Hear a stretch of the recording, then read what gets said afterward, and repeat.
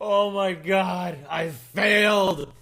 So let me explain what I did, how I did it, and why I failed, and the mistakes I made, okay? So I would be doing you a disservice if I didn't show you this case study and just put all the rosy ones. But this one I actually did fail a bit, and I'm pretty sure I know why. So let me start you off. There's a company called D's Tees. So D'sTees.com, and they sell shirts. And as you can see, this is just like a regular old shirt site like Busted.com. And these kind of shirt sites have popped up left and right, like with a vengeance. And so I was actually referred to one of this guy. They thought that it might be an interesting case study. And it was this guy, Brian. And so let me tell you quickly what his site was doing based off of his emails.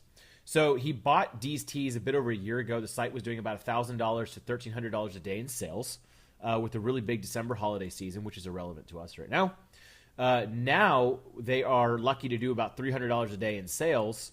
And whenever they mail out a weekly newsletter, they get up to around $600 a day in sales. So they're not doing as many sales, but they have 60,000 subscribers, okay, on their newsletter list. So when I heard that number, I was like, wow, that's amazing. Anyhow, they've had some problems because it's just their margins have been hurting a little more.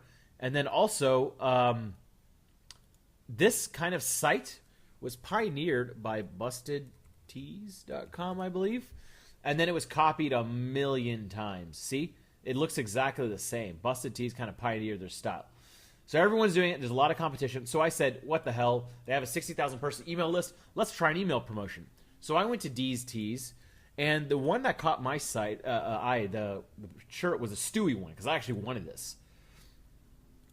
So Family Guy Stewie. And I was like, okay, maybe I could sell a bunch of those.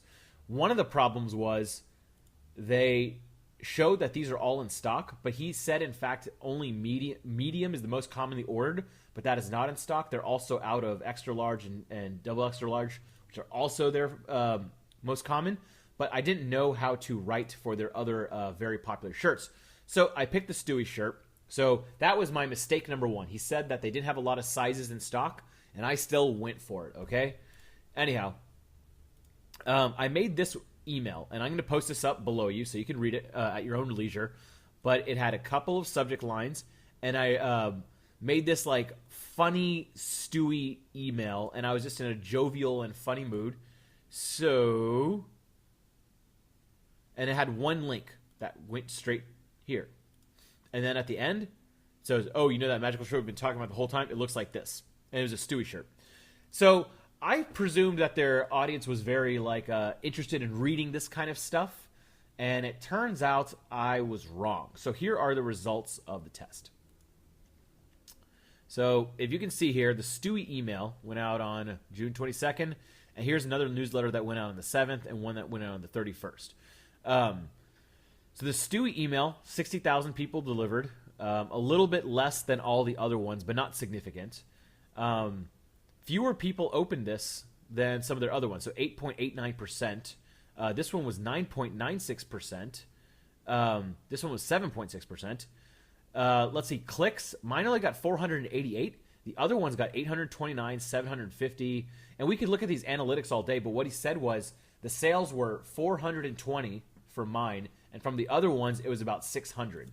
So my email actually failed to get as many sales. Now, here's what I think went wrong. First of all, I had never actually looked at this person's newsletters before. So after the fact, I asked him to send them to me, and look at this. New Workaholics, Teenage Mutant Ninja Turtles, Gremlins, Spider-Man, and more. So they're using famous names to get people to open the subject line, just as I did, though.